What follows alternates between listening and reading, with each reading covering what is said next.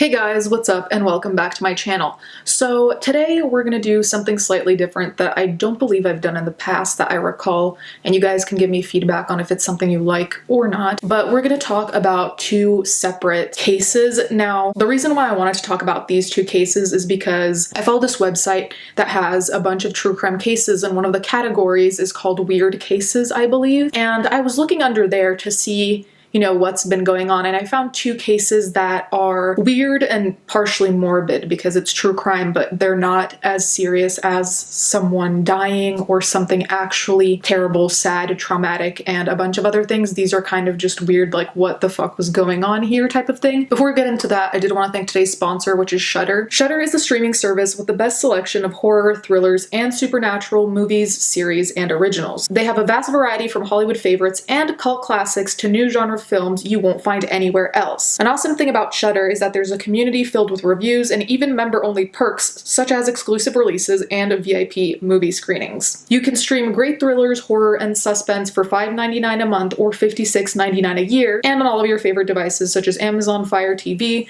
Roku, Xbox One, iOS, and Android. To try Shudder for free for 30 days, go to shudder.com and use promo code ReadyToGlare. One particular movie I recommend is titled Train to Busan Presents Peninsula. If you've seen the first movie and you enjoyed this, I strongly recommend this one, which is essentially the next chapter in the story and what happens in this post-apocalyptic world. If that is up your alley, I would highly, highly recommend it. This April, to celebrate the fact that we're halfway to Halloween, since once a year is not enough, it's going to be Shudder's biggest amount of programming ever.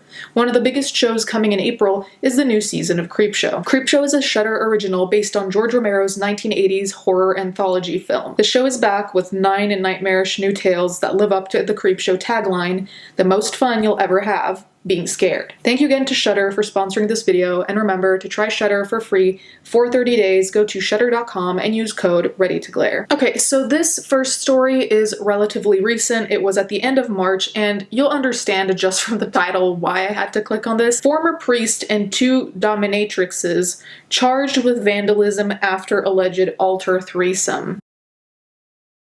Travis John Clark allegedly engaged in a threesome with Mindy Lynn Dixon and Melissa Cheng on top of an altar that has now been burned by the church. This whole title and initial description are such a massive roller coaster, especially the last bit that says that the altar has now been burned by the church. I did not see that coming. Like, I would have expected them to get rid of it or something, but burning it just feels a lot more extreme than would have expected, though I don't really have any precedent for threesomes on altars, so then again, maybe I shouldn't be surprised. A former Louisiana priest and 2 dominatrices, is it dominatrixes or dominatrices? Like matrices and matrixes, I think it should be dominatrices, have been charged with vandalism for allegedly having sex on top of a Louisiana church altar. A person was walking by Saints Peter and Paul Roman Catholic Church in Pearl River on September 30th when they allegedly saw a half-clothed priest through the church's windows engaging in a threesome with 2 corset-clad dominatrices on top of the altar. Travis John Clark, 37, then pastor of said church, was arrested, as well as the 2 dominatrices, Mindy Lynn Dixon, 41, and Melissa Cheng, 28. While the 3 were originally charged with obscenity counts last fall, on Friday, the parish district attorney's office announced those charges had been reduced. The 3 now have to face 1 count of institutional vandalism each. They are accused of knowingly vandalizing, defacing or otherwise damaging property, and causing damage valued at over $500 and under $50,000 at the church, according to the district attorney's office. So we know that Clark was removed from his job. And then Archbishop of New Orleans Gregory Amond told WWL-TV that Clark's acts were deplorable. His desecration of the altar in the church was demonic. He said, "I'm infuriated by his actions. When the details became clear, we had the altar removed and burned." And then Clark, Cheng, and Dixon were all released from jail after posting bond shortly after their arrest. Now, this was interesting because to me it almost sounded like part of the plot of a film, namely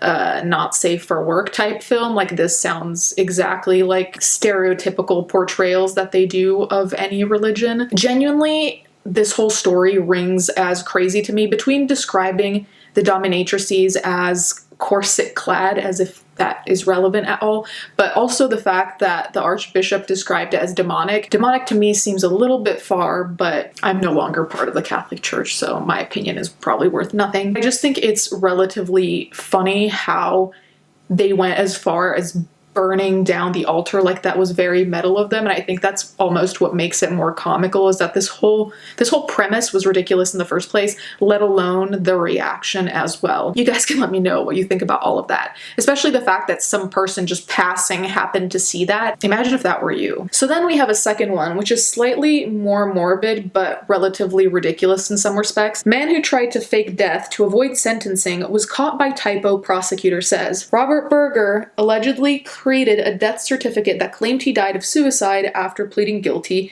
to multiple offenses. A New York man tried to fake his own death to avoid sentencing for 2 felonies, but the ruse was unraveled by a typo, according to prosecutors. Nassau County District Attorney Madeleine Singas announced Tuesday that the prosecutors have charged 25-year-old Robert Berger with felony charges of offering false instrument after he allegedly provided authorities with a fake death certificate to avoid being sentenced in 2 unrelated felony cases. This is the best part. But authorities grew suspicious after they noticed the word registry had been misspelled on the death certificate and said registry instead. Typos and formatting errors gave up what we allege is a forged death certificate this defendant used to avoid accountability for other crimes. Submitting fake documents to prosecutors is always a bad idea, and while he'd have been caught regardless, failure to use spell check made this alleged fraud especially glaring. This was so surreal to me because it's like, imagine trying to get away with felonies by faking your own death, and then the thing that gets you caught, at least initially, probably would have been caught later regardless, but the thing that gets you caught initially is the fact that you didn't use spell check.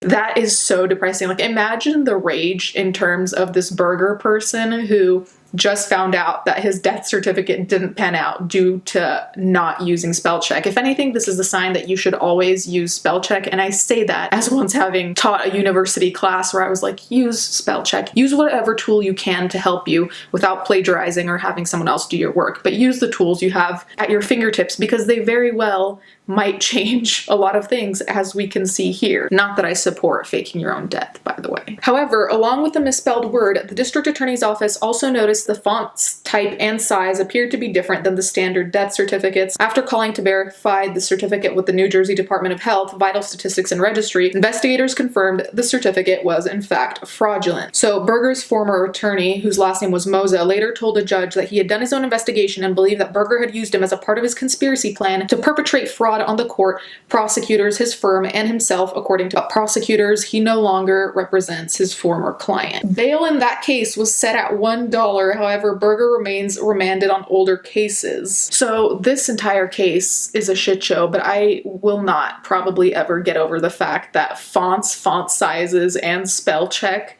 could have all avoided the situation. And again, he shouldn't have faked his own death to begin with, but the fact that that's how he got caught makes it, frankly, a lot more comical to me. Anyways, guys, let me know what you think in the comments down below. Thank you so much for watching. Thank you to my patrons as always. Let's get right into the fan